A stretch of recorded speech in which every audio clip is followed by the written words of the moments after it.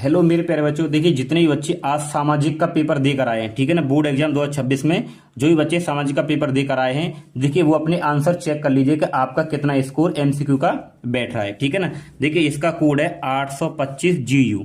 जितने भी बच्चे इस पेपर को देकर आए हैं वो बच्चे अपने नंबर यहाँ से चेक कर सकते हैं। ठीक है, मैं सारे एमसीक्यू आपको बताने वाला हूँ बिल्कुल उत्तर सहित। ठीक है, देखिए तो सबसे पहला हमारे पास देखिए एमसीक्यू ये है। तो देखिए सबसे पहला यहाँ पे क्वेश्चन दे रखा है, फ्रांस में गणतंत्र की घोषणा कब हुई थी? तो फ्रांस में गणतंत्र की जो घोषणा हुई थी 1848 में। ऑप्शन नंबर सी इसका एकदम राइट हो जाएगा। ठीक है बच्चों, फिर यहाँ पे दूसरा दे रखा है, देखिए और रोलेक्ट एक्ट कब पारित किया गया था? तो रोलेक्ट एक्ट 1919 में पारित किया था। ऑप्शन नंबर बी आपका राइट हो जाएगा। ठीक है, तीसरा है, विश्व व्यापार संगठन WTO की स्थापना किस वर्ष हुई थी? तो ये हुई थी 1995 में। ऑप्शन नंबर डी आपका यहाँ पे राइट हो जाएगा। ठीक है प्यारे बच्चों, जल्दी से चेक कर लेना। नंबर 4 देखिए प्रश्न, गुमास्ता क्या है? तो गुमास्ता क्या है? देखिए वेतन भोगी कर्मचारी। देखिए ये सारे वही क्वेश्चन है जो मैंने एमसीक्यू में कराए थे। अगर आपको विश्वास नहीं है तो एमसीक्यू की वीडियो डाल रखी है, वहां देख सकते हो, सेम वहीं से क्वेश्चन बने सारे। पांचवा है, पूर्ण स्वराज की मांग की घोषणा कांग्रेस के किस अधिवेशन में की गई थी? ठीक है ना, तो ये की गई थी लाहौर अधिवेशन में। ऑप्शन नंबर डी आपका राइट हो जाएगा। ठीक है बच्चों, छठवां क्वेश्चन हमारे पास, निम्नलिखित देशों में कहाँ एकात्मक शासन है? तो एकात्मक शासन कहाँ है? देखिए ब्रिटेन में है। कहाँ पे है? ब्रिटेन में।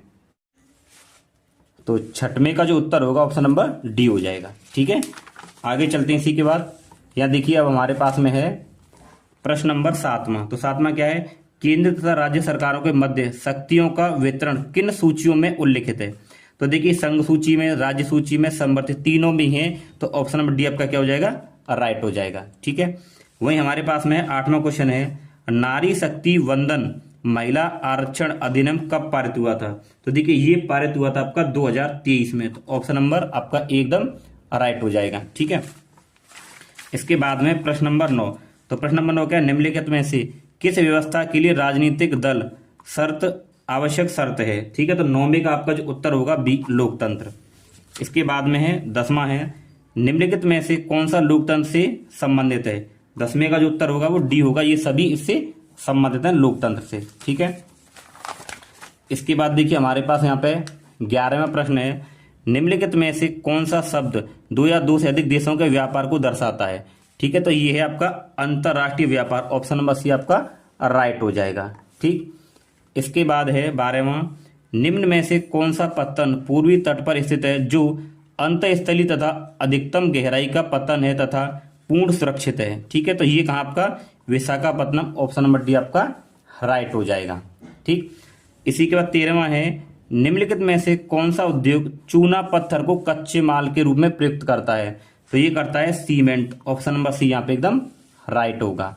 उसके बाद है देखिए 14वां, झारखंड में स्थित कोडरमा निम्नलिखित में से किस खनिज का अग्रणी उत्पादक है?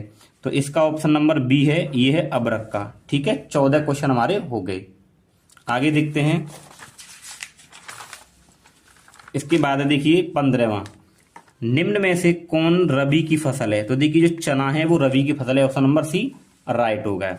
16वां देखिए, निम्न में से कौन सा संरक्षण का तरीका समुदाय की सीधी भागीदारी को शामिल नहीं करता है?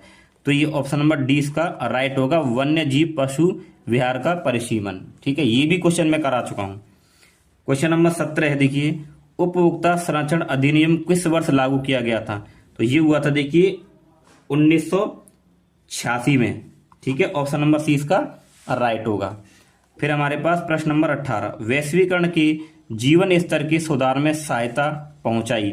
ठीक है, तो इसका 18 का जो उत्तर होगा बी, विकासशील विकसित देशों के लोगों के। बी आपका राइट हो जाएगा। ठीक है, 18 हो गए हमारे। अब 19वां देखते हैं। तो 19वां क्या देखिए, स्वयं सहायता समूह में बचत और ऋण संबंधी अधिकतर निर्णय लेते हैं। ठीक है, तो किसके द्वारा लेते हैं? सदस्यों द्वारा। ऑप्शन नंबर बी आपका राइट होगा। फिर हमारे पास प्रश्न नंबर 20, विश्व के देशों में अंतर्राष्ट्रीय कंपनियों द्वारा निवेश का सबसे अधिक सामान्य मार्ग। तो 20 का जो उत्तर होगा वो होगा बी, स्थानीय कंपनियों को खरीद लेना। ठीक है, देखिए अब इसके बाद में देखिए यहाँ पे ये क्वेश्चन पूछे गए। तो देखिए मैंने ये कराया हुआ है। ठीक है, सबने अब